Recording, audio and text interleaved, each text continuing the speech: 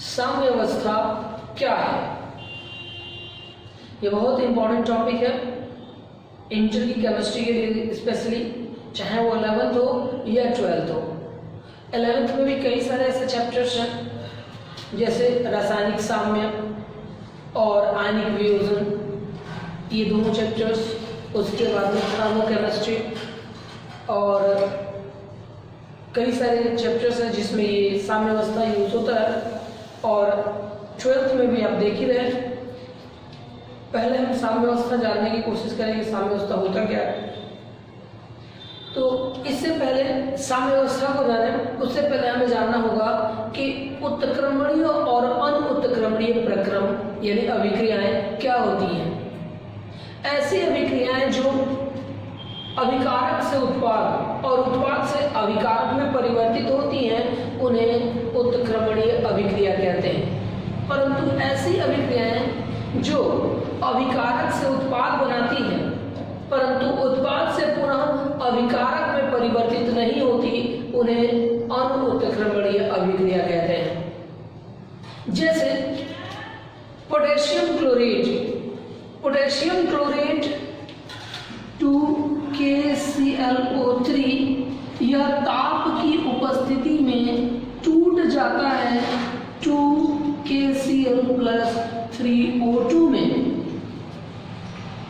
Potassium chlorate ताप की उपस्थिति में टूट जाता है 2KCl यानी पोटेशियम क्लोराइड और प्लस ऑक्सीजन में।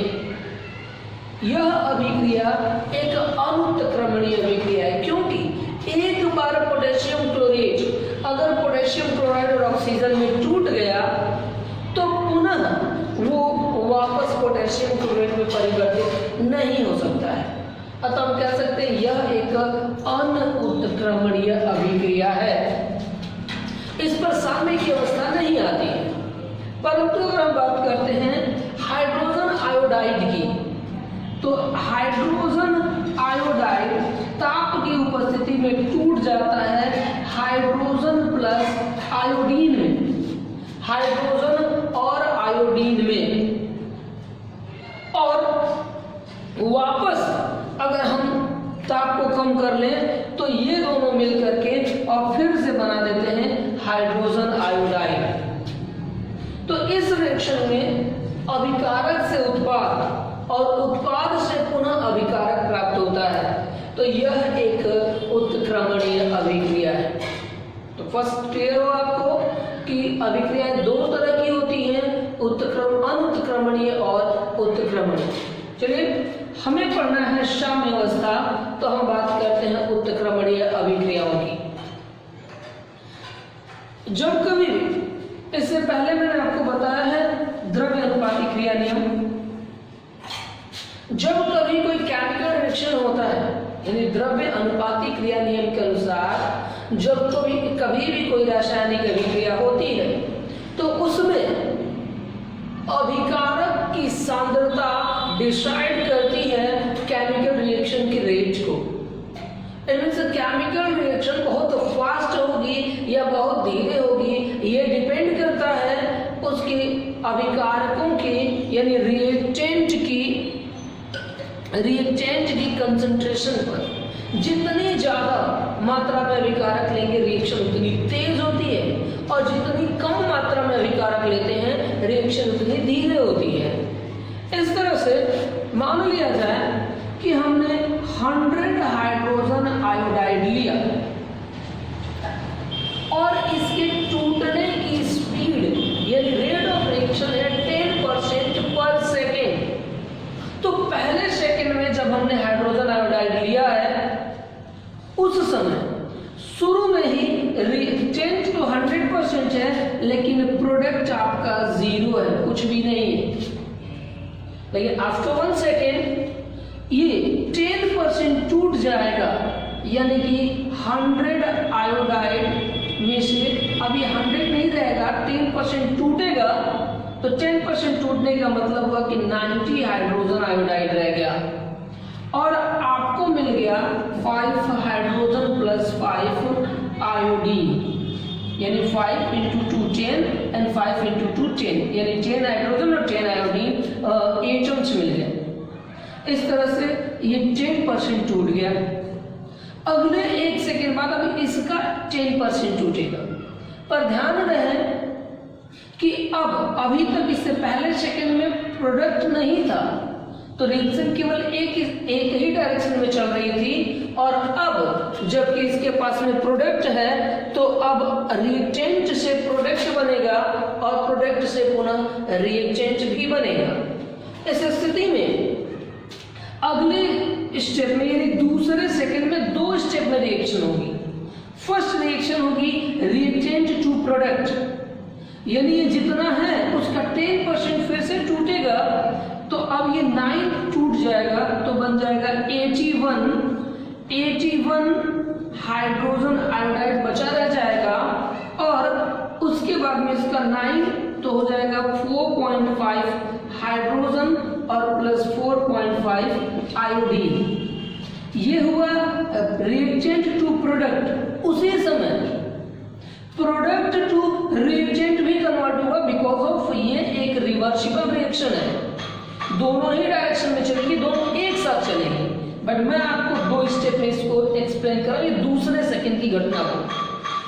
तो यहां पर 5 का 10% 0.5 होगा, तो 0.5 हाइड्रोजन आयोडाइड, और ये हो जाएगा बनेगा किस, और 5 में से 0.5 चला गया आपके पास, सॉरी 0.5 आएगा तो यहाँ पर 1 बन जाएगा हाइड्रोजन आयोडाइड, तो 0.5 जाएगा तो 4.5 हाइड्रोजन प्लस 4.5 आयोडीन।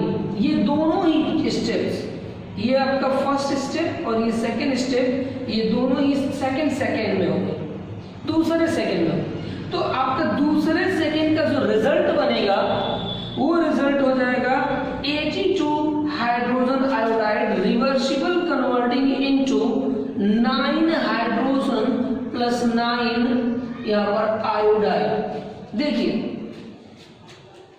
रिजल्ट हमें क्या मिला, फर्स्ट सेकेंड में 100 था, आफ्टर 1 सेकेंड ये 90 हुआ और ये 5 और 5 हुए, यानी कि 1 सेकेंड में 5 मॉलिक्यूल्स इंक्रीज हुए और यहाँ पर 10 मॉलिक्यूल्स डिक्रीज हुए। अगले दूसरे सेकेंड में 90 से ये केवल रहा 82 और ये रहा 9, 5 की जगह इस बार केवल 4 ही मॉलिक्यूल इंक्रीज हुए, जबकि ये केवल 8 मॉलिक्यूल डिक्रीज हुआ है। पिछली बार 10 डिक्रीज हुआ था, इस बार 8 डिक्रीज हुआ। इसका मतलब ये हुआ कि जैसे जैसे टाइम बीतता जाएगा प्रोडक्ट बनने की जो वैल्यू है वो घटती जाएगी और रिएक्टेंट के घटने की स्पीड भी धीरे धीरे घटती जाएगी और उल्टा रिएक्टेंट बनने की स्पीड बढ़ती जाएगी। पहली बार में 0 रिएक्टेंट बना था प्रोडक्ट से, दूसरी बार में आपको 1 बना और तीसरी बार में 0.5 फिर 1 ऐसे इंक्रीज होता जाएगा। एक समय ऐसा आएगा कि 50 हाइड्रोजन आयोडाइड बचेंगे और साथ में 25 हाइड्रोजन प्लस 25 आयोडीन बचेंगे। जब ऐसी कंडीशन आएगी, एक ऐसी पोजीशन आएगी जब ये धीरे धीरे घटता जाएगा और ये धीरे धीरे बढ़ता जाएगा, तो जैसे जैसे प्रोडक्ट बढ़ेगा प्रोडक्ट से रिएक्टेंट बढ़ने की वैल्यू भी बढ़ती जाएगी और जैसे जैसे रिएक्टेंट घटता जाएगा रिएक्टेंट से प्रोडक्ट बनने की वैल्यू भी घटती जाएगी और एक पोजीशन आएगा दोनों इक्वल हो जाएंगे। इस कंडीशन में अगर 10% फिर टूटता है तो 5 हाइड्रोजन एंड 5 आयोडीन बनेगा, उसी समय ये 10% फिर जुड़ भी जाएगा यानी कि 5 हाइड्रोजन आयोडाइड बन भी जाएंगे। तो इसकी वैल्यू में जैसे 45 है 5 टूट गया, 50 है 5 टूट गया तो 45 बनेगा और ये 5 फिर जुड़ गया तो फिर 50 हो जाएगा। यानी रिजल्ट जो दिखेगा वो 0। जितना हाइड्रोजन आयोडाइड वियोजित होगा उतनी हाइड्रोजन और आयोडीन संयोजित होकर और फिर हाइड्रोजन आयोडाइड भी बना देंगे। इस कंडीशन में हमें लगेगा कि रिएक्शन स्टॉप हो चुकी है, रिएक्शन हो ही नहीं रही है। इसी पोजीशन को रासायनिक अभिक्रिया की साम्य अवस्था कहते हैं। यानी किसी उत्क्रमणीय अभिक्रिया की वह अवस्था जब अभिकारक से उत्पाद और उत्पाद से अभिकारक बनने की दर यानी स्पीड इक्वल हो जाती है, बराबर हो जाती है, उसी अवस्था को साम्य की अवस्था कहते हैं। इसे रासायनिक साम्य कहते हैं। बट एक चीज ध्यान रहे, यहां पर मैंने केवल आपको एक्सप्लेन करने के लिए इक्वल नंबर लिया है। ये भी हो सकता है, ऐसा हो सकता है कि ये 50 पर और या ये 40 पर या 60 पर भी एडजस्ट हो सकते हैं। ये जरूरी नहीं कि दोनों की सांद्रताएं बराबर होती हैं, दोनों तरफ अभिकारक और उत्पाद की सांद्रताएं बराबर होती हैं तभी साम्य होता है। साम्य का मतलब ये है कि स्थिर हो जाए, अभिकारक और उत्पाद की जो सांद्रताएं वो स्थिर होती है, ना कि इक्वल होती है। हाँ, दोनों का रेशियो फिक्स हो जाता है, उसे ही हम कहते हैं साम्य की अवस्था। तो दो बातें, रासायनिक सम किसी उत्क्रमणीय अभिक्रिया की वह अवस्था जिस पर उसके अभिकारक और उत्पाद बनने की दरें बराबर होती है, स्पीड बराबर होती है। स्पीड बराबर होगी, सांद्रताएं अलग अलग हो भी सकती हैं और बराबर भी हो सकती हैं, और लेकिन सांद्रताएं जितनी भी होगी वो स्थिर हो जाती हैं, उसे रासायनिक साम्य कहते हैं।